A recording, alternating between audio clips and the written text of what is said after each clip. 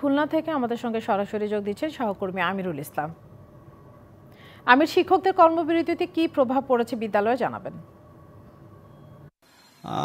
শিক্ষকদের যে কর্মবিরতি কিন্তু এই বিদ্যালয়ের যে প্রাণ যারা, বিশেষ করে শিক্ষার্থী যারা, তারা কিন্তু যথাসময় এসেছেন এবং তারা কিন্তু শ্রেণীর কক্ষে অবস্থান করছেন।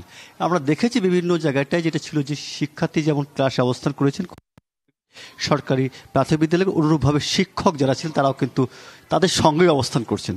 কিন্তু বিষয়টা জানবো, এখানে রয়েছে শিক্ষক, আসলে আপনাকে আসলে যে দেখছি শিক্ষার্থীরা এসেছে, আপনাদের আন্দোলন কর্মবিরতি চলছে, কিন্তু বিষয়টা কি একটু বলবেন?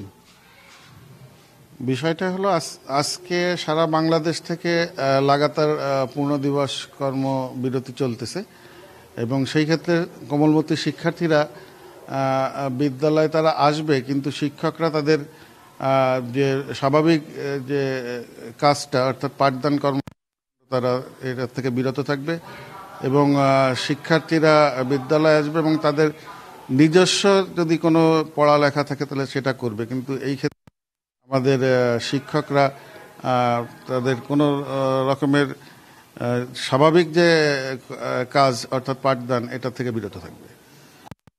যে শিক্ষার্থী ও শিক্ষকরা একই ক্লাসে অবস্থান করছেন, এটা হলো আসলে আমাদের 10+ পর্যন্ত শিশুরা একটু দুরন্ত থাকে।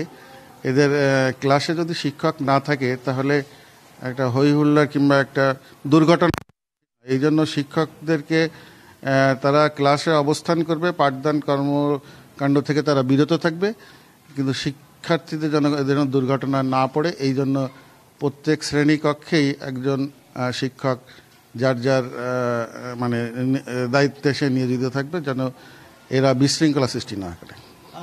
এর কি অবস্থা, সর্বস্ব অবস্থান কোথায় এটার? মাঠের অলরাউন্ডার আমি, আর ঘরের allrounder Tylox. Tylox toilet cleaner, clean মানেই টাইলক্স। আন্দোলন আসলে আমাদের আন্দোলন শুরু করছি আমরা মে মাসের 5 তারিখ থেকে। আমাদের বিভিন্ন স্টেপে আমরা করছি। প্রথমে আপনাকে, এবং যেমনটি দাবি করছেন বিশেষ করে শিক্ষকরা, যেমন যে তার পর্যায়ক্রমে এই কর্মবিরতিতে আসছেন, যার কারণে যে তাকে যৌক্তিক দাবি মেনে নিবে, তারা শিক্ষা পাঠদানে ফিরবে বিদ্যালয়, এমনটাই বলছেন এখানকার শিক্ষকরা। এটাই ছিল সর্বশেষ অবস্থা।